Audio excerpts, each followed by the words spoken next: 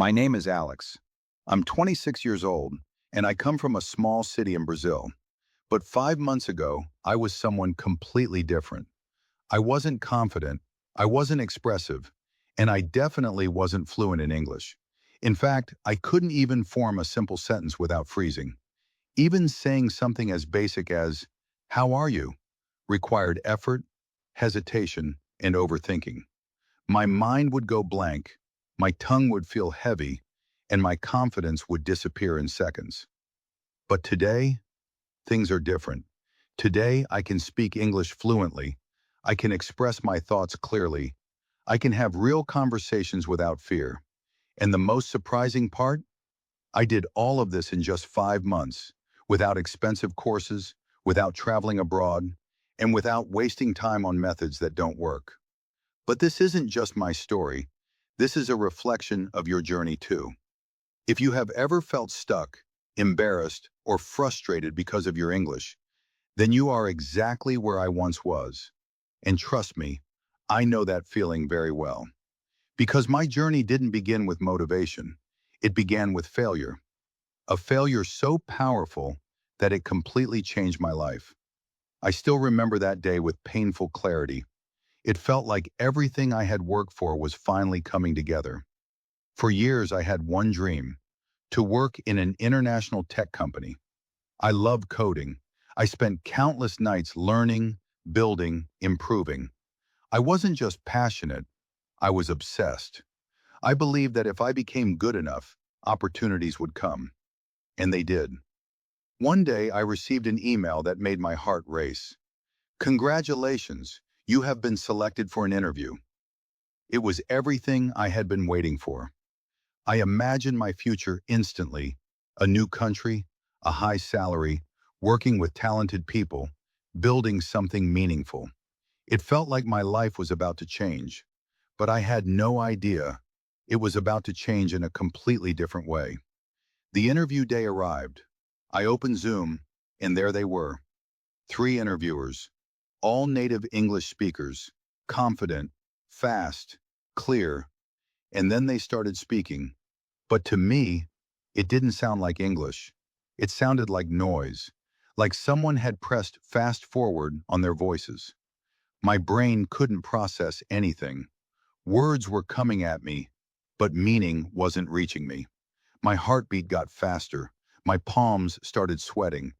And then came the first question. "Alex, can you tell us about yourself and your experience in software development?" I knew the answer. I had prepared for it. I had practiced it. But when the moment came, nothing came out. My mind froze. My confidence disappeared.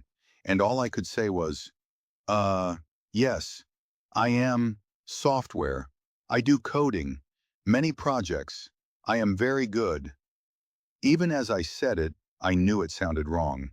The silence that followed felt unbearable. It was heavy, it was painful, and it said everything that didn't need to be said.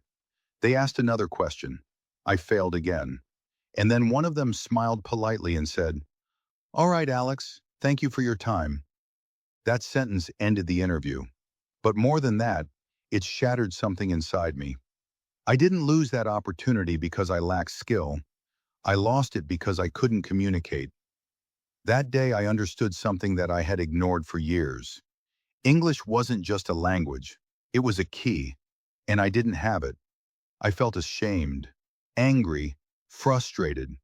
For years I had convinced myself that English wasn't important, that my technical skills would be enough, that I could succeed without it. But reality hit me hard. Without English, I was invisible. That night I didn't sleep. I kept replaying the interview in my mind. Every mistake, every hesitation, every missed opportunity. And then I made a decision that changed everything. I will learn English, and I will learn it fast. Not someday, not slowly, now.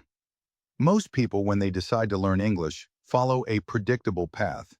They buy expensive courses. They memorize vocabulary lists. They study grammar rules for hours. And I did that too, once. A year ago, I had joined an online English course. The teacher was good, The material was structured.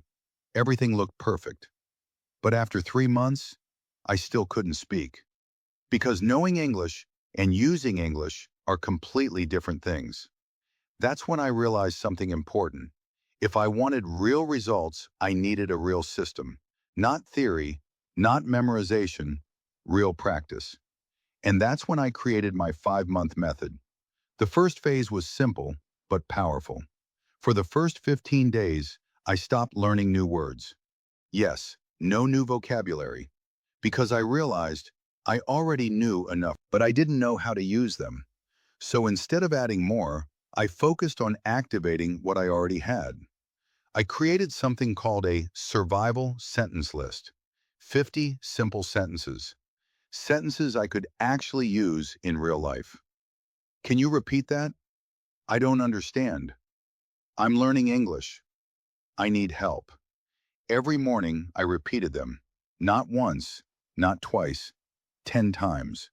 At first it felt awkward, slow, unnatural. But within days, something changed. My tongue adapted. My brain adjusted. The sentences became automatic. Then came the most powerful habit. I started talking to myself. Yes, it sounds strange, but it works. Whenever I was alone, I spoke in English. While cooking, I described what I was doing. While walking, I described what I saw. While thinking, I switched my thoughts to English. At first, I felt silly, but then I realized this was my private classroom. No judgment, no pressure, just practice. And within a week, my brain started thinking in English. That was the moment everything began to shift.